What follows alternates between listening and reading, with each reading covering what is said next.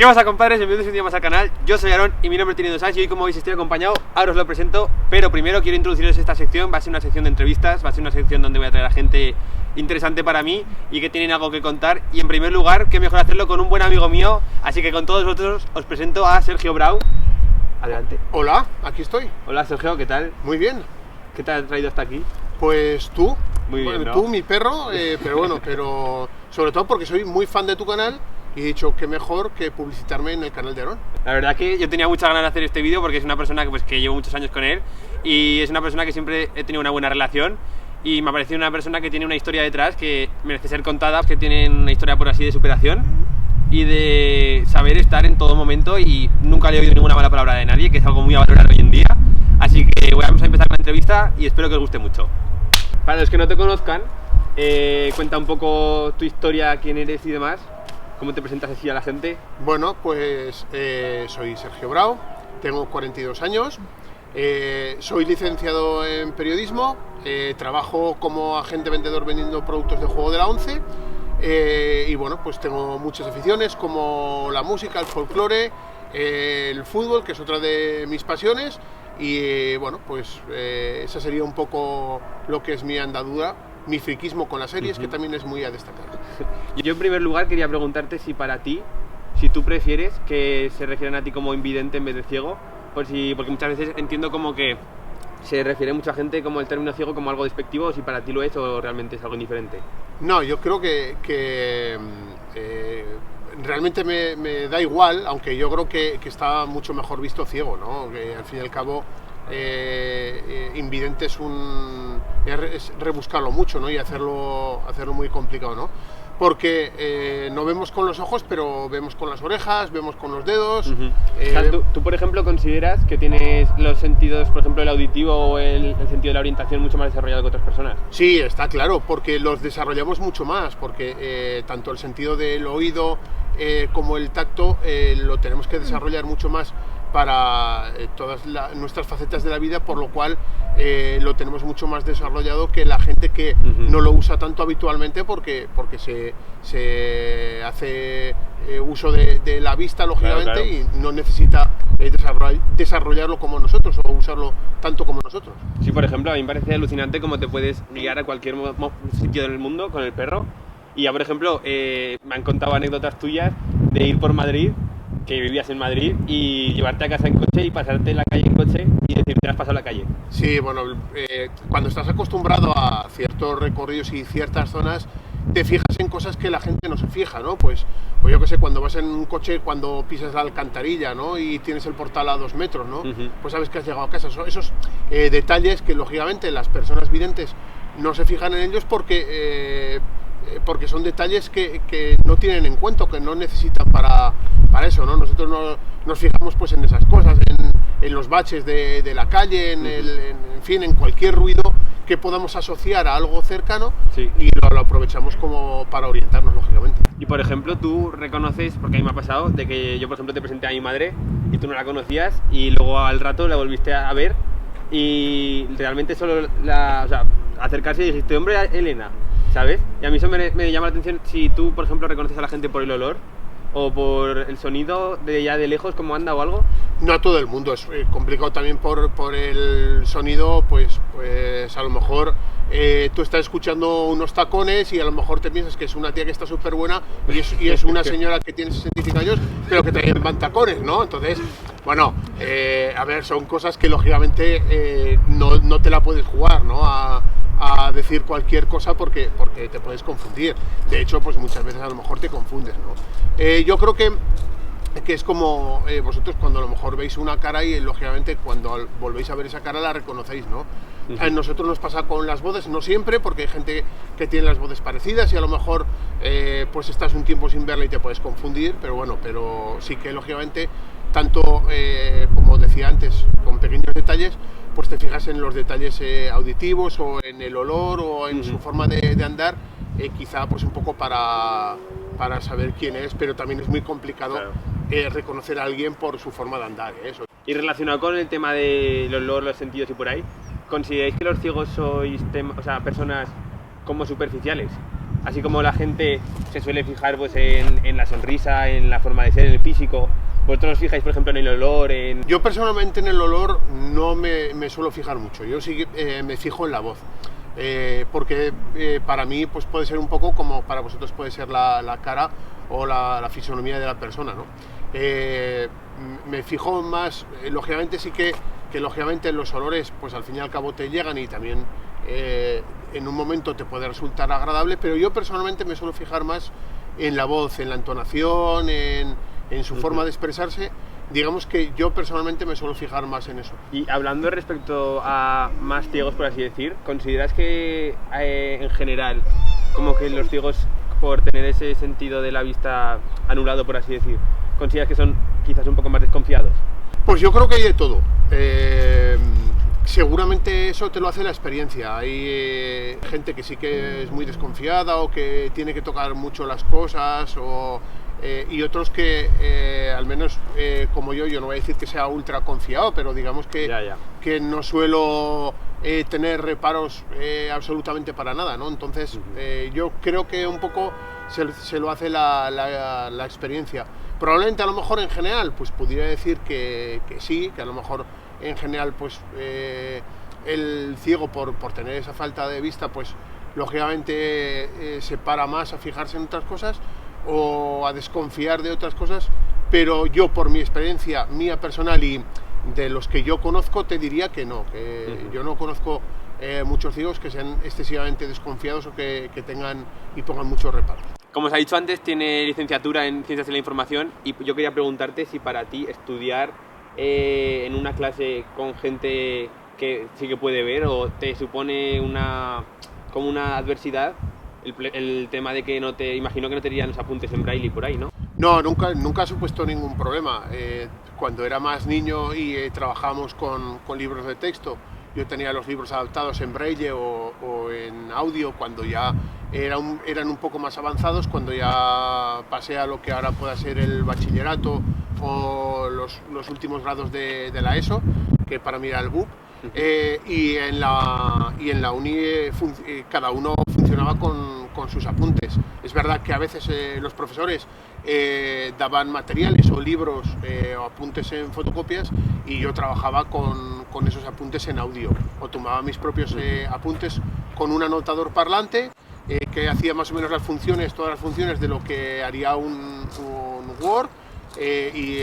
Con un anotador parlante, ya digo, y entonces estudiaba con eso, escuchaba mis propios apuntes y si no, pues tomábamos prestados apuntes de un compañero que muy amablemente los tomaba para nosotros y luego teníamos a bien hacerle un pequeño regalo al final de curso. O sea, eso también lo he hecho. Porque tú, personalmente, ¿eres ciego de nacimiento o fue...? Sí, yo soy ciego de nacimiento. Hasta los 7-8 años tenía algo más de resto visual.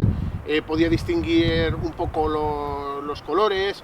De hecho, por ejemplo, a jugar a las cartas aprendí viendo las cartas, pero con 8 años tuve un problema en la córnea y digamos que prácticamente toda la luz y las pocas imágenes que podía percibir con el ojo derecho las perdí, y ahora con el ojo izquierdo pues distingo luces y sombras que me sirven pues para saber si es de día o de noche, si hay alguna luz que está encendida o apagada, o si justo delante de mí hay algo, pero necesito tocar para saber qué es lo que tengo delante. O sea, puede ser una farola, una persona, un coche, y para mí sigue siendo lo mismo, distingo una sombra, pero necesito tocar para saber lo que hay, con lo cual el poco resto que tengo no me sirve para identificar prácticamente nada, salvo, ya digo, para saber si es de día o de noche, por ejemplo, o si hay sol.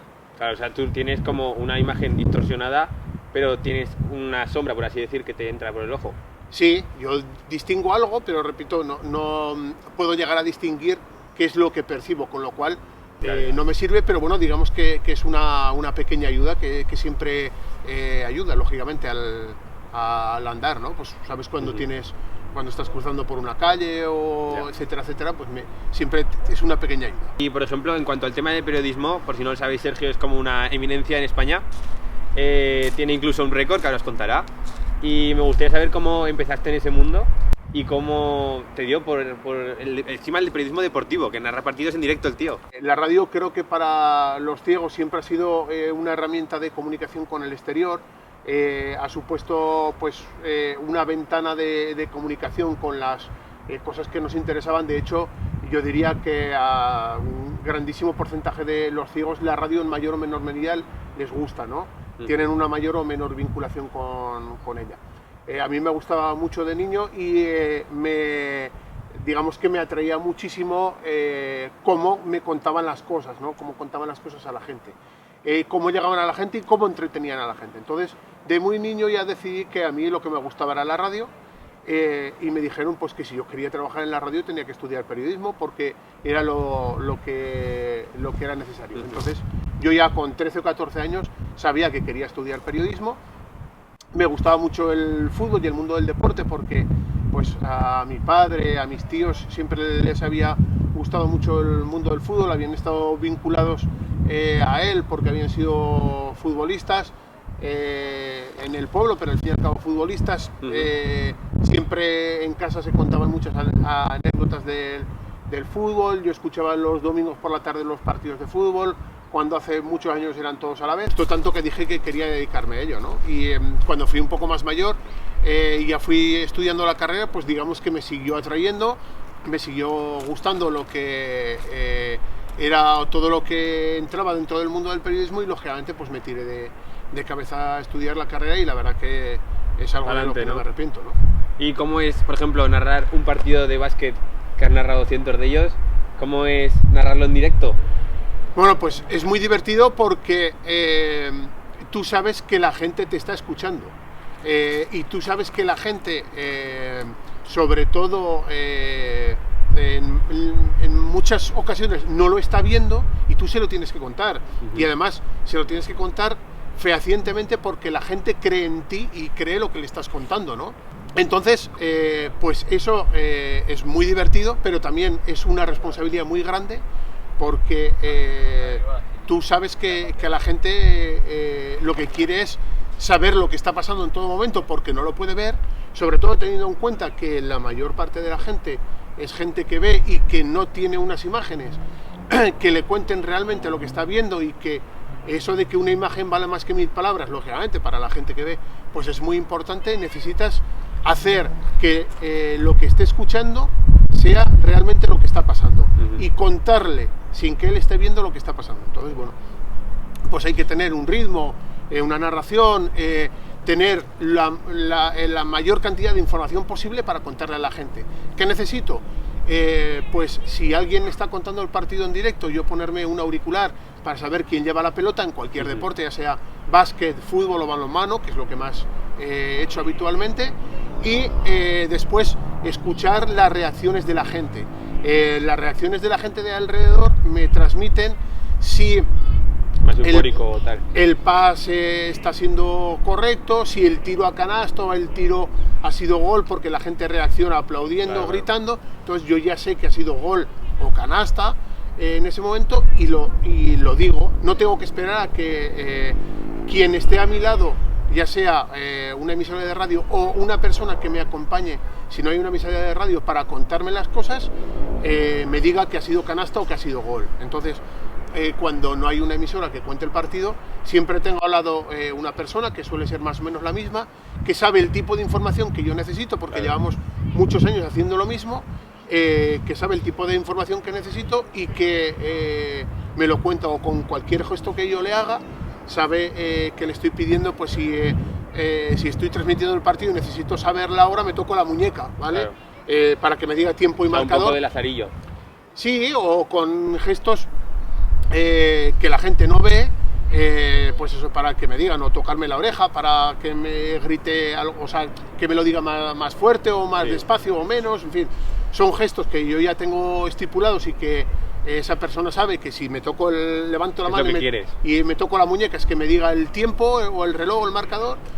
Bueno, pues pequeños gestos para contárselo a la gente, ¿no?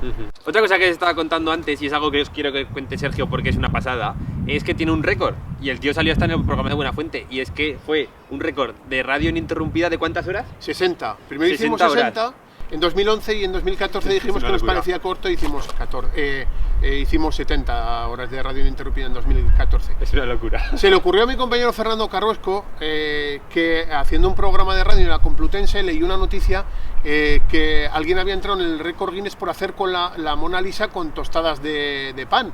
Y entonces hiló y dijo, oye, ¿y el récord Guinness del programa más largo e ininterrumpido de la historia cuál será? Entonces miró que eran 58 horas que tenían unos rusos y dijo, oye, pues yo quiero hacer 60. Entonces empezó a decir, venga, participa conmigo en el récord y tal, y la gente le decía, sí, yo colaboro contigo, pero es que yo 60 horas sin dormir no me atrevo a estar y tal y cual. Y entonces digo, bueno, pues necesito a alguien que esté tan zumbado como yo y que me diga que sí sin que yo le proponga. Y entonces a mí me llamó y me dijo, oye, te voy a proponer una cosa. Y yo le dije, vale, de acuerdo. Y entonces me dijo lo que era y dije, bueno, pues me lo podía pensar un poco, ¿no? La verdad que lo pasamos súper bien, fue muy entretenido, fue muy duro, efectivamente, pero nos lo pasamos muy bien porque tanto las 60 como las 70 horas entrevistamos a quien nos dio la gana, sobre todo en el último, porque en el último ya sabíamos cómo iban un poco las cosas y ya, digamos que elegíamos, oye, pues a mí me apetece entrevistar a fulano de tal, a mí me apetece entrevistar a mengano de tal. Y además eran entrevistas a gente súper famosa que tú les proponías y ellos te decían que sí. O sea, es decir, lo sorprendente era que te decían que sí. Y bueno, con Buenafuente pues lo entrevistamos en el programa por teléfono y le dije, Andreu, tírate el rollo, que nos quedan, no sé si quedan 8 o 9 horas para batir el récord. Si lo batimos, yo creo que somos dignos de entrar en tu programa. Y el tío pensó que le estaba vacilando, o yo era vacilado, y me dijo, os prometo que si hacéis las 60 horas venís al programa. Y cuando batimos el récord, dijo, os llama Buenafuente que quiere que vayáis al programa, y ahí estuvimos. Compartimos programa con Malú, que Malú debía estar diciendo, estos dos frikis, ¿quién coño son? O sea, porque yo vengo aquí a hablar de mi disco nuevo, pero ¿estos frikis quién son? ¿No? Yo creo que Malú tuvo que flipar ese día. Pedimos perdón a Malú por haberle eclipsado ese día. ¿Tienes plaquita del récord Guinness? No, no la tenemos porque después de hacer el Guinness nos dimos cuenta que valía una pasta validarlo. Ese, ¿no? Valía medio millón de pesetas de las antiguas, unos 3.000 y pico euros, y además tú tenías que pagar el alojamiento de el señor del récord Guinness que viene a validar que tú estás 60 horas ininterrumpidas. Lógicamente, como esa persona no se iba a tirar 60 horas sin dormir, como mínimo tenías que traer a dos y pagarles el avión y el hotel desde Londres. Claro. Entonces, bueno, en principio eso lo descartamos. Nos pedían hacer 50 cartas y declaraciones en inglés de 50 personas distintas que decían, y 50 testigos distintos que dijeran que eso se había hecho. En principio los teníamos preparados, pero al final pues era algo muy complicado y dijimos que bueno, que con el... Y realmente no lo hacíamos por el reto del récord, sino por también un poco demostrar que la gente joven podía hacer cosas, porque la verdad que yo estaba rodeado de gente joven. En aquel momento, pues yo en 2011 tenía pues 34 años, me parece, 34, 35. Chaval. Y bueno, yo le sacaba 12 años al más mayor, ¿no? Lo hice con mucha gente joven y también se hizo un poco para demostrar que la gente joven tenía talento y podía hacer las cosas. En cuanto al perro, se llama Usier. ¿Cuántos años tiene? Tiene 4 años. ¿Tú sientes como si fuera un miembro más de la familia? Sí, no, por supuesto. Bueno, de hecho, viene conmigo a todos los sitios, lógicamente, entonces, más que casi un miembro de la familia, es una parte más de mí, ¿no? O sea, es una parte más de mi brazo izquierdo. Sí, por supuesto que es un miembro más de la familia y además, además de formar parte de mí, digamos que mi familia lo trata como tal, ¿no? Con lo cual, lógicamente, pues a mí también me llena de orgullo pues que lo quieran como si fuera de la familia, evidentemente. ¿Te has supuesto en algún momento alguna dificultad de entrar en algún transporte o te han puesto alguna pega? No, yo la verdad que he tenido mucha suerte, yo no he tenido ningún problema. Algunos compañeros muy puntualmente sí que han tenido algún problema en algunos sitios, pues por reticencias de los dueños en algún establecimiento público, y de hecho pues también se ha hecho un poco viral porque intentamos concienciar a la sociedad y la grandísima mayoría lo sabe, de que los perros guía pueden entrar a cualquier sitio, entre otras cosas porque digamos que forman parte de nosotros, ¿no? O sea, claro, pero hay gente que es muy reacia a eso, que no quieren animales y punto. Bueno, pues esa persona tiene que saber que la ley nos ampara, claro, lógicamente, claro. Y que, bueno, que de hecho ya ha habido sanciones. De hecho, hace poco un juez ha fallado a favor de una persona ciega, a la cual un taxista de Barcelona no lo dejó subir a su taxi con con el perro y bueno, pues esa persona tiene todo su derecho a subir al taxi con el perro y ha sido condenado, ¿no? O sea, que sepa que realmente no lo hacemos por fastidiar, ni mucho menos, sino que realmente si queremos coger un taxi es porque lo necesitamos, o si queremos entrar a una tienda o un bar es porque lo necesitamos, y bueno, quien sea reacio a eso, pues sabe que aparte de que lógicamente puede tener una multa, le va a suponer un feedback negativo, lógicamente, porque nosotros lo vamos a contar, y que ya no solo personas con perro guía van a entrar ahí, sino que parte de nuestro entorno va a decir, oye, pues si tú eres tan retrógrado en este sentido, que tu forma de pensar te hace no permitir la entrada a perros guía, ahora la gente de mi entorno no vamos a entrar y tú vas a perder dinero, clientela, etcétera, etcétera. En general son poquísimos los casos que pasan, afortunadamente, con lo cual hay que agradecer que todo el mundo sea consciente de eso y se conciencie de eso, y también hay que reconocerlo. Si reconocemos lo malo y criticamos lo malo, hay que decir y aplaudir también lo bueno, que en este país somos de criticar mucho y de aplaudir muy poco. ¿Tú crees que tu discapacidad te ha supuesto igual algún inconveniente o te ha dejado más atrás que a otras personas que han tenido menos oportunidades? Bueno, personalmente, si digo que sí miento y si digo que no también, ¿no? Es una línea muy, muy frágil, ¿no? la que separa del sí que del no. Yo la verdad que no he tenido problemas, sí es cierto que en algún sitio me han rechazado. Y bueno, pues lo tengo aquí hincado. O sea, yo no soy rencoroso, pero perdono, pero no olvido, ¿no? Bueno, en fin. Y sí que entiendo que yo creo que las personas con discapacidad sí que hasta cierto punto tenemos todavía una rémora en general comparada con el resto, ¿no? Ahí sí que yo entiendo que la sociedad, hay partes de la sociedad que todavía no están concienciadas de que un discapacitado puede realizar el trabajo exactamente igual que otra persona, y que además posee herramientas y tiene herramientas para poder hacer lo mismo. Entonces, digamos que yo personalmente no me puedo quejar. Donde estoy y las cosas que hago, a mí me han acogido sin ningún problema.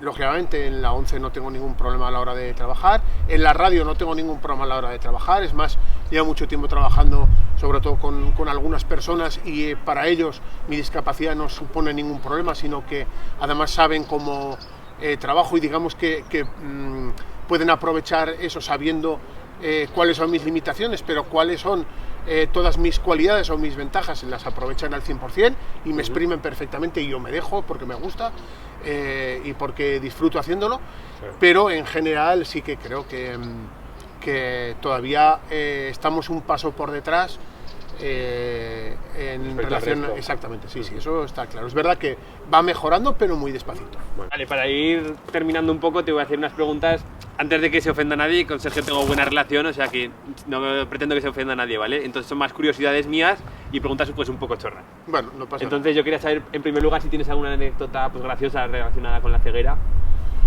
Bueno, de esas hay muchas, o sea, mira, os voy a contar la primera, que es un poco escatológica, pero bueno, pero da igual, pero pues una vez estábamos jugando con mi equipo de fútbol, teníamos el día tonto de tirarnos pedos, y precisamente cuando yo me lo tiré, era justo cuando iba a entrar en la habitación, dije, mira, voy a entrar en la habitación, ahora mismo me lo tiro y ahí les dejo el regalo, ¿no? Y justo cuando estaba intentando meter la llave para entrar en la habitación, que aparte no entraba, lo hice y justo había una señora detrás, ¿no? Bueno, pues de esas cosas han pasado muchas, ¿no? Tú, por ejemplo, a la hora de estar en casa, tú, para estar en el hogar, me refiero, ¿tú subes las persianas o las dejas abajo? Ah, mira, eso es una buena pregunta. Tengo una discusión con mi madre muchas veces. Yo normalmente las tengo levantadas, porque si las tengo bajas, depende de dónde sea, a veces me pego una leche, ¿no? Cuando voy a salir a la terraza o algo así. Así que normalmente las suelo tener levantadas, pero si me pega mucho el sol, las bajo. Y también relacionado con estar en casa, cuando vas al baño, ¿tú cómo sabes cuando terminas de haberte limpiado el culo? Mira, pues esto es una pregunta que es bastante recurrente y te lo voy a explicar sin ser muy escatológico. Mientras resbale, hay restos todavía, ¿vale? Y ya cuando pasas el papel y digamos que, o sea, derrapa, pero porque está seco, ¿vale? Entonces es que está limpio. Hombre, eso yo creo que es muy interesante saberlo. Bueno, lo sabía que esto te podía interesar a ti, a todos tus espectadores. En cuanto a tus sueños, ¿qué sueñan los ciegos? O sea, ¿tenéis imágenes, sombras? No, es una pregunta muy recurrente que nos hacen a nosotros y lógicamente no ningún problema en responderla. Soñamos igual que tú, igual que vosotros, pero no vemos imágenes. De hecho, yo en los sueños escucho, tengo recuerdos aunque normalmente se me borran, ¿vale? O sea, tú me preguntas qué soñé anoche y no me acuerdo. O sea, la verdad que yo no me suelo acordar. Del único sueño que me acuerdo es que voy al instituto, al Ramón y Cajal, porque he suspendido inglés. O sea, y pienso, digo, joder, pero y habiendo estudiado, o en la carrera, que tengo suspenso un examen, o que tengo que hacer un examen, digo, joder, y entonces pienso, joder, pero ¿cómo coño voy a tener que ir a hacer un examen si he aprobado la carrera, no? Es de los únicos sueños que me acuerdo. Pero escuchamos, tocamos, olemos, pero no tenemos imágenes, o sea, soñamos sin imágenes. Tú, por ejemplo, a la hora de emborracharte, ¿tú se puede decir que pillas un ciego? Sí, doble, evidentemente, podemos decirlo. Sí, el único problema es que no veo doble, ¿vale? O sea, que suele pasar a la gente que ve ni veo borroso. Ese es uno de esos problemas. Lo probé, pero dije, bueno, a ver si así, pero ni eso, ni veo borroso ni veo doble. Y en cuanto, por ejemplo, a la hora de tú salir de casa para ir al curro, para ir a cualquier lado, ¿tú cómo te vistes? ¿Cómo sabes que no vas de rosa con verde o vas todo de negro o todo de blanco? Bueno, pues intentas tener las cosas ordenadas, ¿vale? Los calcetines, pues cada uno con su par, metidos juntos para no confundirte, ¿vale? Y digamos un poco que la ropa ligeramente ordenada en el armario. Entonces, bueno, pues es un poco a tu gusto, vas escogiendo. Yo no soy mucho de colores, es verdad que hombre, no suelo ir con mocasines y calcetines blancos, a tanto no llego, ¿vale? O con bermudas y zapatos, a tanto no llego, ¿no? Porque eso sí que llego. Pero digamos que yo no suelo fijarme mucho en los colores, ¿no? Pero sí que un poco, pues tienes un poco la ropa más o menos ordenada y vas eligiendo un poco sabiendo cómo te quedan las cosas, ¿no? Pues mi madre o alguien de al lado me dice, pues mira, esto te pega mejor con esto, te pongo esta camisa con este pantalón para que te lo pongas, para ir, si vas a un sitio pues así más elegante, etcétera, etcétera. Pero si no, pues de corriente a diario, pues mira, yo abro el armario, me pongo un pantalón, me pongo una camisa y para adelante. Claro. Pues nada, Sergio, hasta aquí, vamos a dejar el vídeo por aquí. ¿Te ha estado a gusto? Pues he estado muy bien. Hay que decir que si les ha gustado, hagan like, ¿no? Eso, exactamente. Tú promocionas tu promoción de ti, lo que quieras. Porque me gusta, no, pues bueno, la gente sé que vas a hacer promoción de mí, porque vas a poner que pueden seguirme en @SergioBrown, terminado en M, que es mi Twitter, que es lo único así que uso. Y bueno, pues que la gente, si quiere, me puede insultar con cariño, que lo aceptaré. Si queréis que salga en otro tipo de vídeos, Sergio, ya lo conocéis. Si os gusta, lo traeremos por aquí. Así que nada, espero que os guste este tipo de formato de vídeos, una sección distinta. Así que bueno, un placer, todo un orgullo tenerte por aquí, amigo. Muchas gracias, amigo. Y muchas gracias por contar tu historia a todos. A ti. Así que nada, nos vemos en el próximo vídeo y muchas gracias a todos por estar atentos. Un abrazo y hasta la semana que viene. Chao, chao.